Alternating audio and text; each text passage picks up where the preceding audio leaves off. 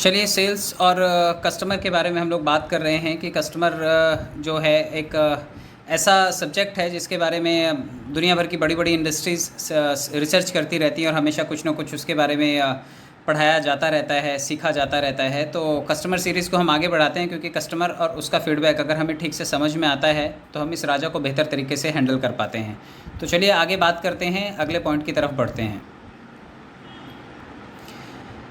तो आप देखिए कि सेल्स ही एक ऐसा प्रोफेशन है जिसमें बिना इन्वेस्टमेंट के रोज़ ज़्यादा पैसे कमाए जा सकते हैं। येस डेफिनेटली, क्योंकि सेल्स ही एक ऐसा फील्ड है।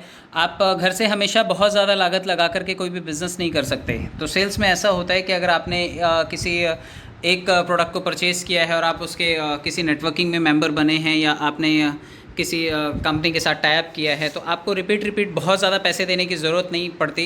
यही ऐसा प्रोफेशन है जिसमें एक बार आपने पैसा लगा दिया तो उसके बाद आप स्पेशल कोई री इन्वेस्टमेंट करने की ज़रूरत नहीं होती, रीस्ट्रक्चर करने की ज़रूरत नहीं होती।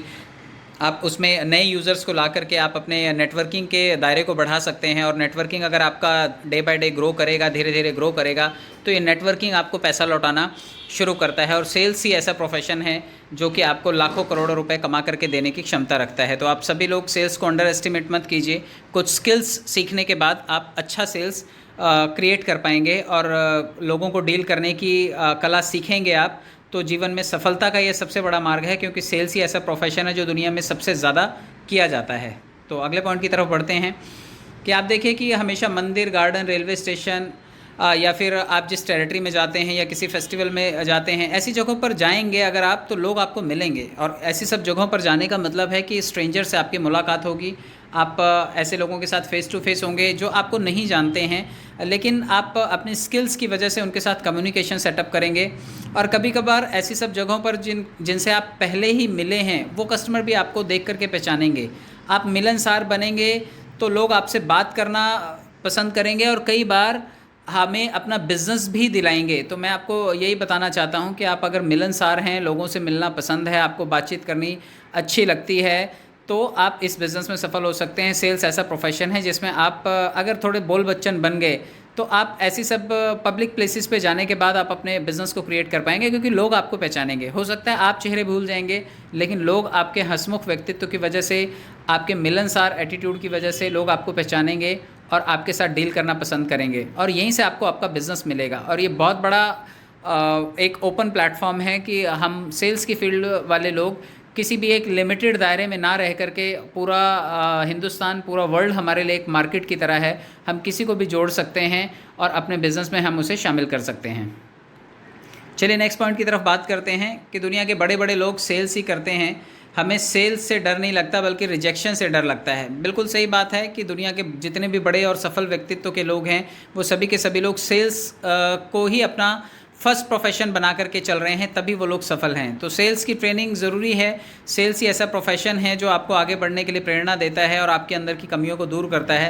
क्योंकि जब रिजेक्शन आता है तो रिजेक्शन से डर नहीं लगता है। एक्चुअली रिजेक्शन जो है, रिजेक्शन को करेक्ट करना होता है और हमें करेक्शन के बाद एक्शन में आना होता है। तो रिजेक्शन, करेक्शन और एक्शन, ये अगर 3 स्टेप्स आप फॉलो करते हैं कि सेल से डर नहीं लगता, रिजेक्शन से डर लगता है और रिजेक्शन को ठीक किया जा सकता है। रिजेक्शन का मतलब ही है कि आपको सामने वाले कस्टमर को अप्रोच कैसे करना है, ये आपको अभी तक समझ में नहीं आया है। अगर आप इन कुछ स्किल्स को सीख लेंगे कि सेल्स में बातचीत कैसे की जाती है, सेल्स में प्रोडक्ट का प्रेजेंटेशन कैसे किया जाता है, लिस्ट कैसे बनाई जाती है, सामने वाले को क्लोज़ कैसे किया जाता है, डील को फाइनल कैसे किया जाता है और आफ्टर सेल्स सर्विसेज कैसे दी जाती हैं, अगर कुछ थोड़े बहुत स्किल्स को आप सीख लेंगे, थोड़ा सा हुनर आपके अंदर आएगा तो आपको रिजेक्शन से डर नहीं लगेगा। क्योंकि ये एक टेक्निकल चीज़ है, सभी लोगों को समझ में नहीं आता है, लेकिन जो सेल्स को समझ जाता है उसे दुनिया में ग्रो करने से कोई भी रोक नहीं सकता। तो सेल्स को सीखिए और अपने रिजेक्शन से घबराइए मत, आप उसे करेक्ट कीजिए और एक्शन मोड में आइए।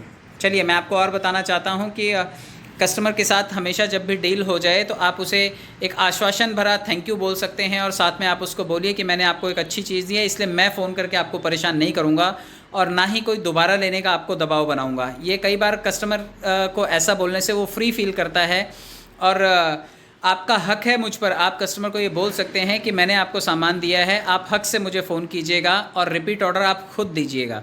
तो कई बार कस्टमर के मन में ये बात ज़रूर रह जाती है कि कितना अच्छा आदमी है, मुझे सेल्स के लिए दोबारा परेशान नहीं करने वाला, मुझे फ़ोन भी नहीं करने वाला।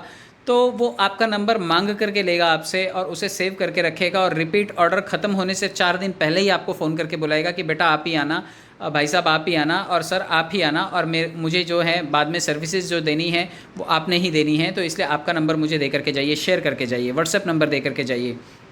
तो कम्युनिकेशन अगर आपका बेहतर है तो आपको कस्टमर का नंबर लेने की ज़रूरत नहीं है, कस्टमर खुद आपका नंबर मांग करके लेगा। कभी भी सेल्स के लिए दबाव ना बनाएं। सेल्स एक ऐसा प्रोसेस है, अगर आपने ऊपर के सभी स्टेप्स फॉलो किए हैं, ठीक से कस्टमर को अप्रोच किया है, ठीक से उससे सवाल जवाब किए हैं, उसकी नीड को समझा है, उसकी नीड को अपने प्रोडक्ट से जोड़ करके दिया है, तो डील आपका 100% हो जाएगा। डील बहुत लास्ट में होता है, फ्रूट्स की तरह है ये, जब पेड़ बड़ा हो जाता है तो फ्रूट्स अपने आप आते हैं, आपको खींच करके पौधों पर फल नहीं लगाने पड़ते, और वो अनलिमिटेड आते हैं। तो इसी तरह ग्राहक होता है, अगर आपने उसके साथ अच्छा बिहेवियर किया है, अच्छा डील किया है और अच्छे से उसको समझाया है, तो डेफिनेटली वो आपका रिपीट कस्टमर बनेगा और फ्यूचर में आपको ढेर सारा बिजनेस क्रिएट करके देगा। तो होप सो आपको ये सभी चीज़ें समझ में आई होंगी। बहुत बहुत धन्यवाद। Thank you very much.